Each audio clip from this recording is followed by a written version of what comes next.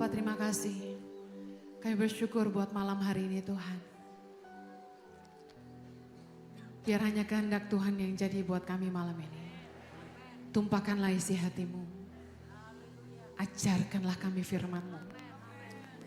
Supaya kebenaran itu memerdekakan kami. Bapak hamba percaya Engkau mengasihi setiap mereka yang hadir malam hari ini. Nyatakanlah apa yang Engkau mau Tuhan. Berikanlah roh hikmat dan wahyu supaya kami boleh memahami firman-Mu dengan bahasa yang mudah kami mengerti. Tolong hamba-Mu karena sungguh tanpa Engkau hamba tidak mampu menyerahkan setiap menit-menit ke depan ke dalam pimpinan Roh Kudus sepenuhnya. Biar hanya Kristus yang selalu dipermuliakan di dalam hidup kami. Di dalam nama Yesus. Umat yang mengasihi Tuhan dan siap diberkati Tuhan sama-sama kita katakan. Amen. Silakan duduk kembali. Thank you Ichi Worship, thank you Wanda, Marlon, and Dave. Terima kasih buat CBC buat kesempatannya. Saya bersama dengan suami Pastor Yohanes Kristianus dan juga tim Ichi Worship. 60 Minutes Worship bisa ada di Kota Malang malam hari ini. Haleluya. Senang bisa ketemu dengan Pastor Hana. It's been a long time. So exciting. Kalau nggak diundang bersama 60 Minutes Worship, saya sebenarnya sudah tidak khotbah keliling. Saya mendedikasikan waktu saya mulai tahun 2021 untuk panggilan Tuhan menjangkau lebih banyak orang-orang di belahan dunia sana lewat YouTube, sosial media. Dan saya mulai dedikasikan waktu saya lebih banyak buat apa yang Tuhan mau buat Indonesia lewat Tangan Pengharapan dan juga untuk keluarga saya. Malam hari ini tema yang diberikan adalah Let your will be done, biar kehendakmu yang jadi. 1 Yohanes 2 ayat 16. Sebab semua yang ada di dalam dunia, yaitu keinginan daging, keinginan mata, serta keangkuhan hidup bukanlah berasal dari Bapa melainkan dari dunia. Hati manusia tuh penuh dengan keinginan. Keinginan kita nih gak pernah ada habisnya. Firman Tuhan berkata bahwa keinginan daging, keinginan mata, keangkuhan hidup bukan berasal dari Bapa tapi dari dunia. Hari ini apakah hidupmu dipenuhi oleh keinginan-keinginan daging lebih banyak, keinginan mata lebih banyak, keangkuhan hidup lebih banyak, atau kehendak Bapa? Hidup orang itu kebanyakan dipimpin sama keinginan yang gak ada habisnya. Pengkhotbah 6 ayat 7 berkata, segala jerih payah manusia adalah untuk mulutnya, namun keinginannya tidak terpuaskan. Saya lihat betapa keinginan manusia membuat orang melakukan segala cara untuk dapatin yang dia mau. Desire, keinginan hawa nafsu mendrive hidup banyak orang. Many people learn the hard way. Mereka coba lakukan ini, itu, tipu sana, tipu sini. Melanggar aturan kalau perlu. Nyogok, apa saja yang mereka bisa lakukan untuk memperoleh keinginan mereka. Padahal semua orang itu sebenarnya bisa belajar untuk mencari Tuhan, bertanya sama Tuhan, apa sebenarnya yang Tuhan mau buat hidup mereka. Tapi manusia lebih senang ngikutin keinginan mereka sendiri. Makanya lagu I did it my way. Lagu zaman bahela itu terkenal sekali. Karena orang lebih suka ngikutin yang mereka mau. Cari jodoh pakai mata. Yalah Bu Heni. Masa pakai hati? Pakai mata dong.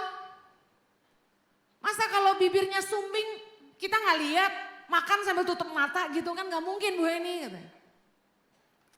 Tapi kebanyakan orang terjerat karena keinginan mata. Mentingin luarnya aja, fisiknya aja. Tapi setelah mereka menikah, baru mereka tahu rasa. Satu pagi Tuhan bangunin saya. Saya duduk di pinggir ranjang dan Tuhan mulai ngomong gini. Manusia tuh banyak maunya. Mereka lebih suka ngikutin keinginan mereka sendiri. Mereka lebih senang muasin hawa nafsu mereka. Mereka nggak peduli sama jalan-jalan Tuhan. Many people learn the hard way. Mereka akhirnya bangkrut, ditipu orang, rugi, coba ini itu nggak jalan. Padahal kata Tuhan gini, kalau saja mereka mau belajar mencari Tuhan dan mengerti kehendak Tuhan, mereka tidak perlu susah payah.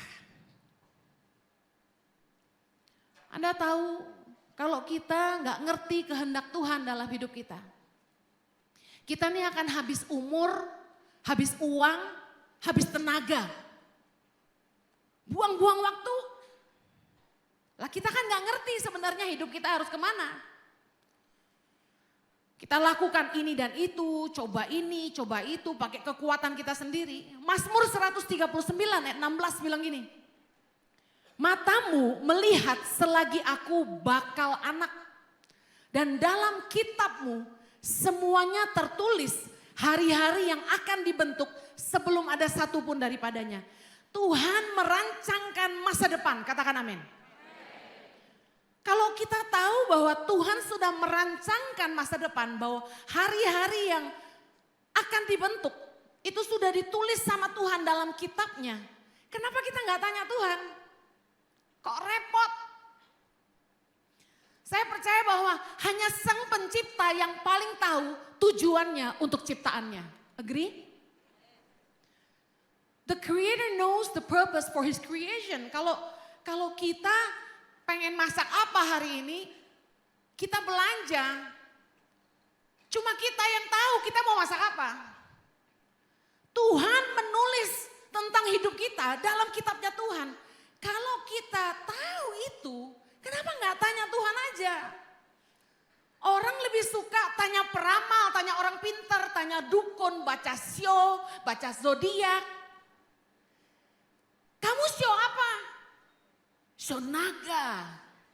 Kamu macan. Kamu cicak. Oh nggak ada ya. Bu Heni sio apa? Sio Yesus. Kok percaya sio? Nasibmu gak ditentuin sama sio, sama bintang. Hidupmu ditentukan Tuhan. Amen. Orang itu saya lihat untuk jadi kaya, lakukan segala cara. Tipu sana, tipu sini. Berbuat jahat, tusuk sana, tusuk sini. Hancurin orang kanan kiri untuk memperoleh apa yang mereka mau. Berapa banyak bisnis-bisnis yang kolaps pasca pandemi. Bisnis-bisnis investasi yang tutup. Orang sampai kehilangan uang miliaran rupiah. Saya percaya bahwa kalau kita ngerti bahwa Tuhan punya kehendak buat hidup kita. Kita nggak cuma perlu tahu kehendak Tuhan, tapi kita mesti ikut caranya Tuhan. Amen. Di usia saya yang masih sangat muda, sekitar umur 18, saya dapat nubuatan berkali-kali dari hamba-hamba Tuhan. Saya kuliah di Australia, ada hamba-hamba Tuhan datang ke gereja kami dan mereka suka nunjuk-nunjuk saya. Saya ini punya wajah yang mengundang nubuatan. Saya heran, setiap kali ada hamba Tuhan datang ke gereja kami, saya nggak pernah nggak dinubuatin.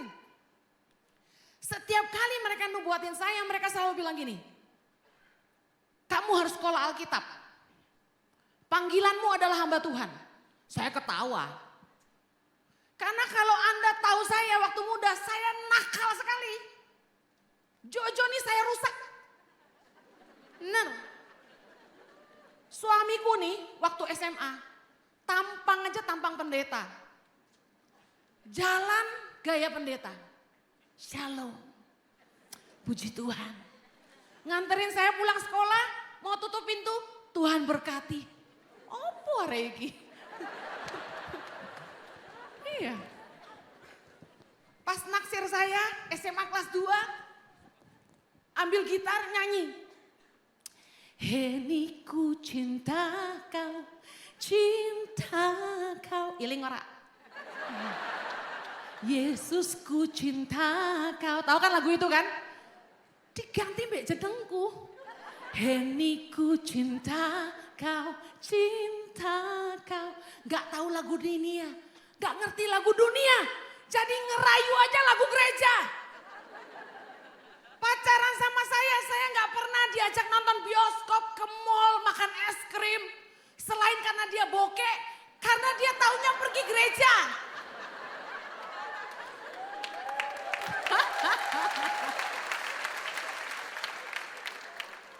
Jojo tuh bawa saya keluar masuk KKR. Beneran. Saya sampai heran, anak ini ajaib sekali. Dalam hidup saya pacaran 25 kali. Belum pernah ketemu yang kayak gini. Masa ngajakinnya KKR, nggak punya modal. Iya kan? Enggak. Dia nggak ngerti apa-apa selain tentang Tuhan. Tiap kali hobinya itu foto sama hamba Tuhan. Dia punya koleksi sama semua hamba Tuhan. Heran saya, kok ada yang kayak gini? Jadi Anda bisa membayangkan, orang itu lihat suamiku, orang langsung tahu calon pendeta. Dia batuk aja, pendeta. Benar. Orang lihat saya, dadi opo areki. Waktu saya full time, ini lompat ya, udah sekolah Alkitab, dipaksa Tuhan sekolah Alkitab. Terus saya full time di gereja, teman saya gurau, bikin bercandaan. Saya ini sebenarnya bisa ngomong Jawa Timur asli loh, tapi takut ada yang gak ngerti ya. Dia bilang gini, coba kita main tebak-tebakan. Andaikan tidak mengenal Yesus, kamu jadi apa gitu. Mereka bikin main-mainan. Wah Jojo kalau gak kenal Yesus jadi mafia gitu. Kalau Heni, coba Heni ini kalau gak kenal Yesus jadi apa? Mereka bilang gitu. Tebak mereka bilang apa? Mereka bilang apa? Jadi simpenannya om-om, kurang ajar. Seleraku ki opo? Masa om-om? Segitu buruknya teman-teman tuh meramal saya gitu. Anda kebayang kan? Satu kali saya ketemu di bandara di lounge sama pendeta senior Frankie Utana. Dia ketemu saya itu dari kecil, umur 18 ya, kita ngerintis gereja di Australia, KKR ngundang beliau.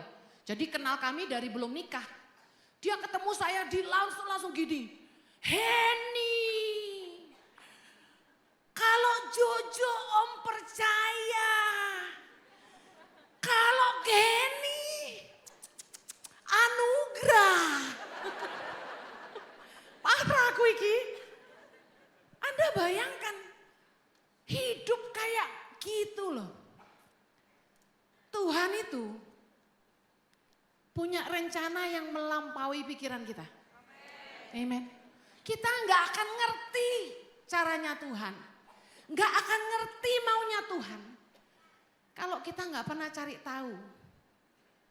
Saya dulu sebelum pulang ke Indonesia tahun 2006. Saya tuh nikah sama Jojo tuh siap kere. Karena nikah sama pendeta.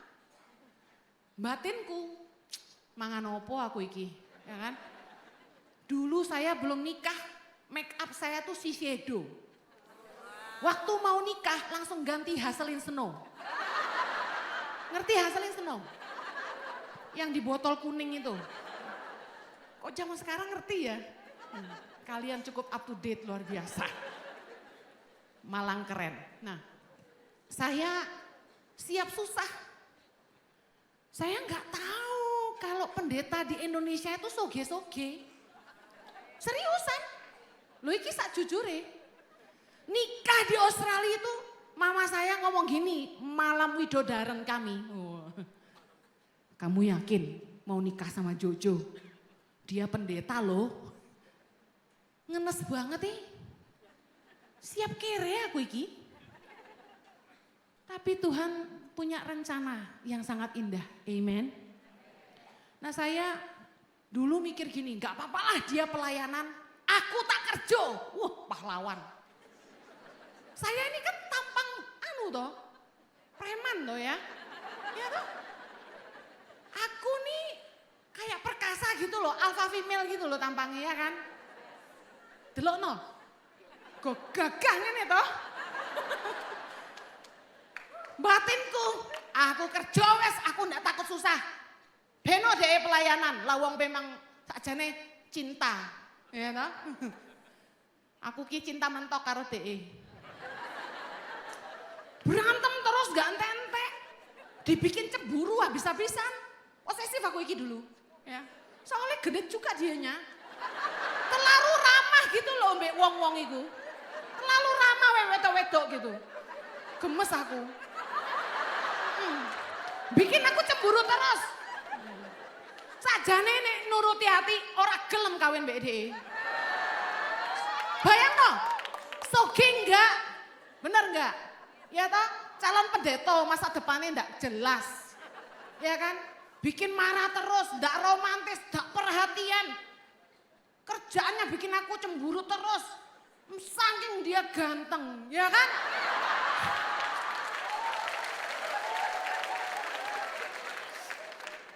Serius, ini cerita orang yang enggak ngerti kehendak Tuhan. Saya pikir, sudah, aku enggak takut susah, aku yang kerja, dia pelayanan aja. Gitu. Ini sak jujure, belum pernah takut bandel di mana-mana. Saya pikir udah saya kerja dia melayani. Bu Hana pernah support kami di Bandung, panggil kami melayani awal-awal kami ke Indonesia.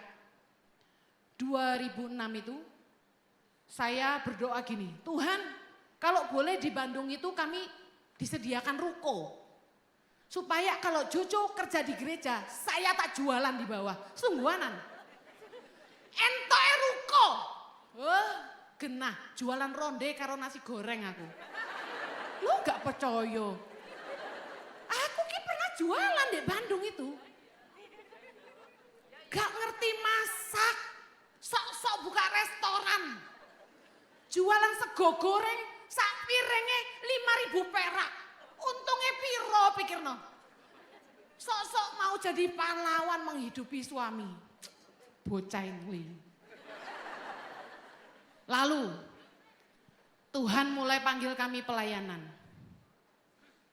Saya pikir Tuhan ini harusnya kalau jadi pendeta di Indonesia ini cukup punya satu konglomerat saja. Selesai sudah. Soalnya zaman saya ngasih makan anak Indonesia di pedalaman itu berapa saya 2.500 ya kurang lebih 1 eman sebulan gitu. Saya kasih tahu ya, saya yakin satu gereja tuh bisa ngidupi anak-anak Indonesia kalau mau. Amin enggak? Masalahnya aku kan enggak duwe gereja waktu itu. Kan enggak punya gereja sendiri. Saya pikir, wah tenang. Nanti kalau Tuhan ketemukan sama konglomerat, saya pasti bisa. Kenyataannya enggak duwe siji pun aku. Sampai hari ini loh aku enggak punya konglomerat di belakangku. Ayo jadi konglomerat kabeh. Jalan Tuhan itu beda sama yang kita mau. Tuhan ngajari saya bergantung sama Tuhan. Bukan bergantung sama manusia.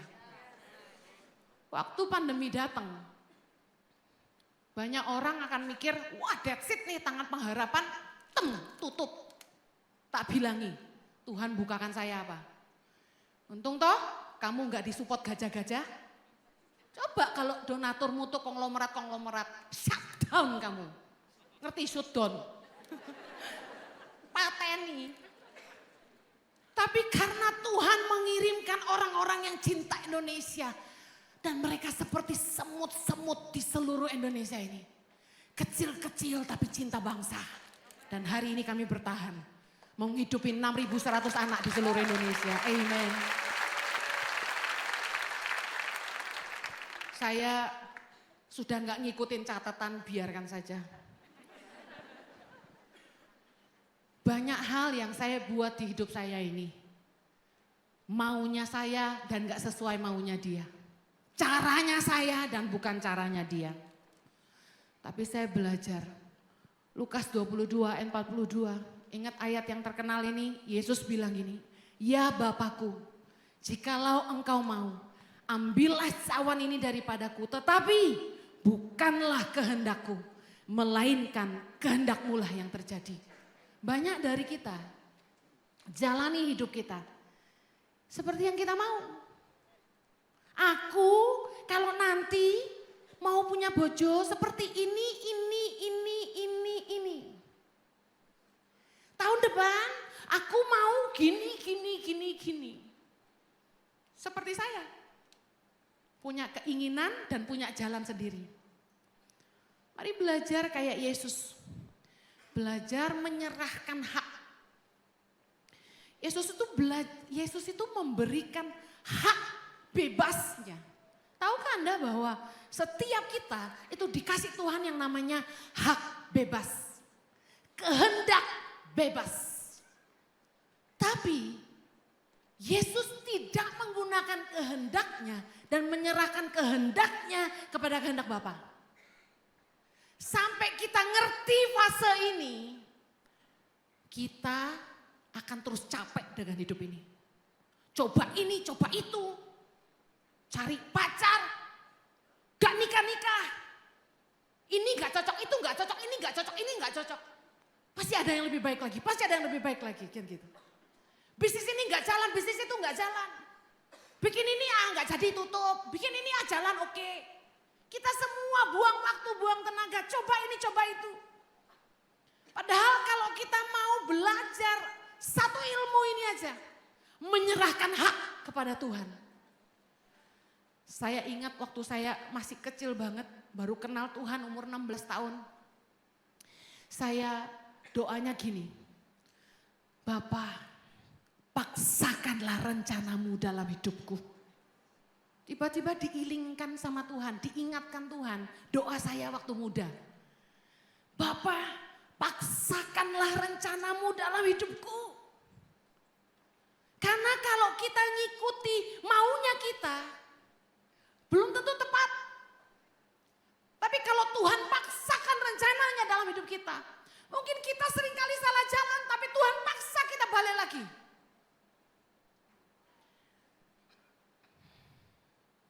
Saya belajar menyerahkan hak saya sama Tuhan. Amsal 16 ayat 9 bilang gini.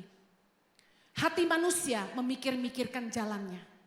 Tetapi Tuhanlah yang menentukan arah langkahnya. Manusia tuh seringkali merancangkan jalan hidupnya. Padahal Tuhan yang menentukan arah langkahnya. Nah gimana caranya kita ngerti kehendak Tuhan? Sangat sederhana. Yeremia 33 ayat 3. Baca sama-sama yuk. Berserulah kepadaku, maka aku akan menjawab engkau dan akan memberitahukan kepadamu hal-hal yang besar dan yang tidak terpahami, yakni hal-hal yang tidak kau ketahui. Perhatikan kata-kata ini. Berserulah kepadaku, maka aku akan menjawab engkau dan akan memberitahukan kepadamu. Yang pertama, hal-hal yang besar yang tidak terpahami. Yang ketiga, hal-hal yang tidak kau ketahui. Saudara tahu, saya ini tidak pernah tahu kalau Tuhan punya rencana untuk hidup saya memindahkan orang miskin jadi kaya. Tuhan itu punya rencana bahwa suatu hari nanti Henny Kristianus akan nolong ribuan anak-anak Indonesia keluar dari kebodohan. Bahwa Henny Kristianus bersama dengan suaminya Yonas Kristianus akan melahirkan 1000 pemimpin bagi bangsa Indonesia. Bahwa kita harus menggembalakan pada akhirnya. Bertahun-tahun saya lawan panggilan Tuhan. Jojo dipanggil sama teman-teman hamba Tuhan, sudahlah kamu gembalain gereja inilah. Sudah kamu ke Bedan nih, kasih nih gereja ini, kamu gembalain aja. Udah kamu ke Sidoarjo nih, ini gembalain gereja ini. Kita dapat panggilan untuk menggembalakan ke sana sini. Saya bilang no. Nehi muhabah. Ora gelem aku jadi pendeta. Ora gelem aku jadi gembala. Karena jadi gembala itu pekerjaan paling stres di dunia setelah surgeon. Surgeon itu yang dokter bedah tuh loh. Pekerjaan terstres di dunia itu gembala. Gembala yang baik pasti stres. Karena ngurusi domba. Lalu berat buat saya. Karena di mana-mana jadi pendeta yang disorot tuh istrinya. Kenapa kok gitu? Kalau gembala disayang, istrinya kurang. Saya tuh orangnya ceplas-ceplos dan belak-belakan. Galak katanya. Kayak khotbahku kan lah marah-marah kabeh ya toh. Lah disuruh jadi gembala, kan mesti kemayu-kemayu gitu toh. Apa kabar? Baik, sehat-sehat semua. Aduh ibu kok tambah awet muda toh, ya ampun. Aku sampai pangling loh. Jijik. Aku enggak sanggup. I cannot do it. Aku nih ngomong apa adanya. Aku nih bercanda mbak arek-arek 60 minute iki ya. Loh kok 60 minute isi worship. Tadi raja dikasih lemak, tak bilang ini. Raja, jangan makan lemak, tak timpuk sepatu nih. Gitu, bercandanya kasar gitu loh. Lawang preman. Suruh jadi pendeta, suruh jadi gembala. Tidak boleh menyakiti jemaat. Kaiso. Jadi saya begitu suamiku bilang, Heni, kita harus bikin gereja. Enggak, aku bilang, ora. Sampai hari ini saya ngomong sama leader-leader di Impact Community Indonesia, gereja kami. Bapak Gembala, Jojo, ini istri gembala.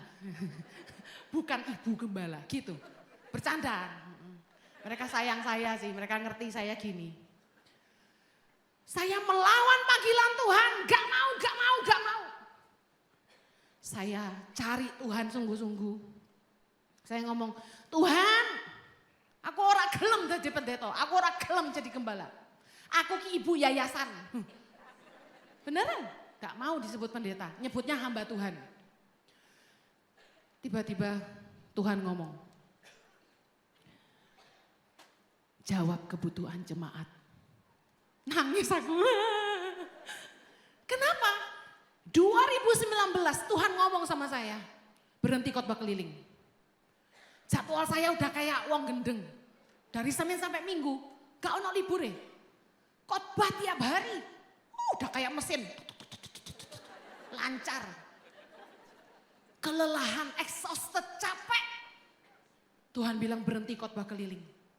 Satu kali saya ke pelayanan ke Surabaya, saya pulang di pesawat, saya duduk, Roh Kudus ngomong gini, setahun berapa kali ke Surabaya? Hah?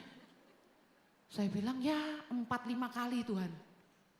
Kenapa enggak pergi 1 kali aja kumpulin semua gereja? Ya kayak gini ini loh. Saya bilang, iya Tuhan. Intinya Tuhan suruh saya stop khotbah. Tuhan taruh di hati saya, fokus khotbah di YouTube. 2019 sebelum pandemi. Akhirnya saya mulai bikin YouTube itu Mei 2019. Oktober 2019 makin mantap di hati saya. Berhenti khotbah. Saya ngomong sama suamiku yang terganteng sedunia ini. Jo, aku sudah enggak mau khotbah keliling. Kamu mau ngapain? Dia bilang gitu. Dia enggak senang saya berhenti khotbah. Saya bilang, saya mau fokus bikin cyber church. Anda perlu tahu, sebelum pandemi, pendeta tuh paling anti cyber church. Bikin orang gak ke gereja karena nonton online gitu loh. Tapi saya ditaruh hati sama Tuhan itu. Saya mulai khotbah di YouTube dengan tampang apa adanya, ginilah ya. Ngomong, moro-moro subscriber jadi 1 juta. Loh, kok Tuhan sertai saya hebat ini? Kenali kehendak Tuhan. Pertama, apa yang di luar pemikiran kita, apa yang mungkin kita enggak mau. Mulai cari Tuhan sungguh-sungguh, Tuhan bicara, Dia memberitahukan kepadamu hal-hal yang besar, yang tidak terpahami, yang tidak kamu ketahui. Saya mulai khotbah aja setia di YouTube, bikin konten itu gak susah loh. Anda pikir enak khotbah depan kamera?